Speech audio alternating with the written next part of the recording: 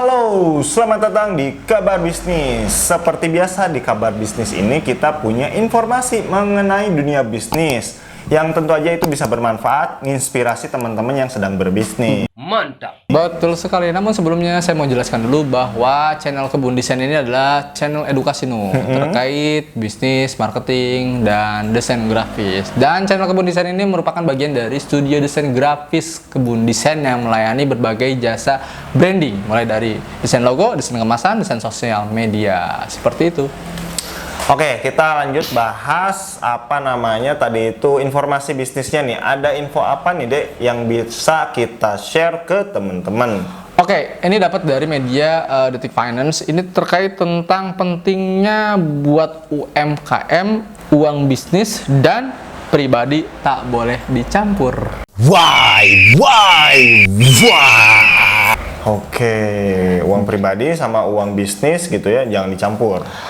Oke, jelas sekali ya, pada saat pandemi saat ini susah mengatur uang pribadi dengan uang bisnis. Oh God! Iya. Ketika kita mau berjualan, ya nggak sih, tapi jualannya nggak laku.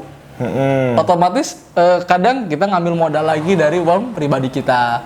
Atau kebalikannya, kita butuh biaya kehidupan, ngambil dari uang bisnis gitu, uang bisnis seperti itu. Jadi zaman sekarang ini serba sulit. Nah, terkait soal keuangan bisnis dan pribadi wajib dipisah, makanya seperti itu. Jadi beberapa alasan penting mengapa keuangan untuk bisnis dan pribadi tak boleh dicampur. Oke, kita mulai dari yang pertama. Siap! Yang pertama adalah permudah pengelolaan dana pinjaman. Kalau misalnya ada pinjaman. Gimana tuh maksudnya? Nah, jadi salah satu perbedaan terbesar antara keuangan bisnis dan pribadi adalah bagaimana dana pinjaman seharusnya dapat digunakan. Oke, dana pinjaman bisa digunakan. Di dunia keuangan, dana ini pada dasarnya mengacu pada penggunaan untuk berinvestasi. Namun, tak jarang banyak pebisnis yang kerap tergiur menggunakan dana ini untuk kepentingan pribadi. Oh. Iya. Oleh karena itu, ada baiknya kamu memisahkan keuangan bisnis dan pribadi sehingga dana ini dapat digunakan untuk mengembangkan bisnis. Jadi, jangan sampai salah kaprah ya. Ketika kita memang meminjam uang untuk usaha, ya itu digunakan untuk usaha. Dan uang itu jangan dimasukkan ke dalam dana pribadi. Udah taruh aja dana pinjaman tersebut, simpan di dalam kas bisnis. Jadi jangan dimasukkan ke pribadi. Jadi jangan meminjam uang buat bisnis, buat ngebangun bisnis gitu ya, malah dipakai buat ngebangun rumah. Nah, kayak gitu. Itu salah sekali. Yang kedua, lebih efisien ternyata Memisahkan keuangan pribadi dan bisnis tentunya akan membuat berbagai hal menjadi efisien. Mantap. Baik dari segi waktu maupun biaya. Dengan memisahkan keuangan bisnis dan pribadi, kamu dapat mengecek pergerakan uang masuk atau keluar secara lebih detail. Jadi kita benar-benar nih, misal ada 1 atau 2 rekening untuk usaha, 1 rekeningnya untuk keperluan pribadi. Oke. Jadi benar-benar dipisah nih. Jadi kita bisa ngelihat nih, kita bisa nge-trace nih. Oh, ini nih ada uang masuk sekian, uang keluar sekian gitu dari dana untuk bisnis. Jadi kita nggak akan pusing sama dana rumah tangga gitu. Nice.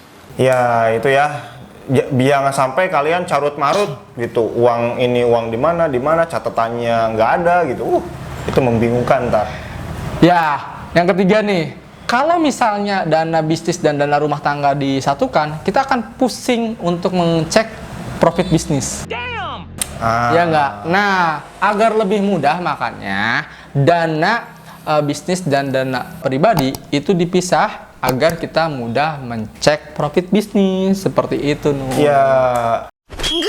Ini teh bisnis aku teh rugi atau untung sih gitu ya. Ya kalau kalian nggak catat, nggak pisah gitu ya, mana tahu gitu. Betul untung sekali. Atau ruginya. Nanti bisa bagaimana mengevaluasi bisnis supaya nanti maju. Orang kita nggak tahu bisnis kita ini rugi atau untung gitu ya. Ya, dan sejauh mana sih arus kas kita itu bisa bertahan gitu. Jadi kalau misalnya kita pisah itu si dana, kita bakal tahu nih, oh kita masih bisa bertahan nih dengan uang kas dari bisnis ini selama 10 tahun. Siap! Seperti itu. Dan kita bisa mengukur kapasitas bisnis kita ini sampai sejauh mana.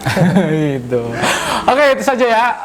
Mudah-mudahan bermanfaat video kali ini terkait memisahkan antara uang bisnis dan uang pribadi. Ya, ini sangat penting ya. Kenapa? Karena kebiasaan orang Indonesia itu, udahlah gini mah diapal aja di otak gitu ya, nggak usah dicatat. Itu salah besar gitu ya. Itu salah besar. Salah besar. Dalam berbisnis nggak boleh kayak gitu pokoknya. Harus dicatat keuangan dan sebagainya biar ada apa namanya terbuktikan, terbukukan. Betul. Kita juga melakukan hal tersebut ya, Nu ya. Kalau kita mau udah digitalisasi ya, Iya, udah gitu. di komputer nulisnya, pencatatannya. Tapi kalau teman-teman misalkan nggak ada komputer, nggak ada Bisa pakai buku. HP misalkan gitu ya, bisa pakai buku dulu kayak gitu ya, sambil nanti belajar pakai HP, pakai komputer Betul dan sebagainya. Seperti itu, bisa bertahap lah ya. Ya. Nggak perlu berkecil hati pokoknya. Tapi Ya. intinya harus dicatat gitu. Betul sekali. Sekecil apapun bisnis teman-teman gitu ya. Iya, jangan kan seperti itu. Misalnya kamu ngambil barang di usaha kamu, itu juga harus dicatat dan harus dibeli. Iya, bener tuh. Banyak banget tuh pebisnis kita. Udah deh, ini mah dagang punya saya nggak usah dibeli, langsung aja makan. Padahal kita itu harus bayar juga ke bisnis kita sendiri Betul ya. sekali, biar ketahuan untung dan ruginya. Yuk. Nah, itu ya kabar bisnis kita kali ini. Oke, thank you. Sampai jumpa di vlog kita selanjutnya. Bye-bye. Bye-bye.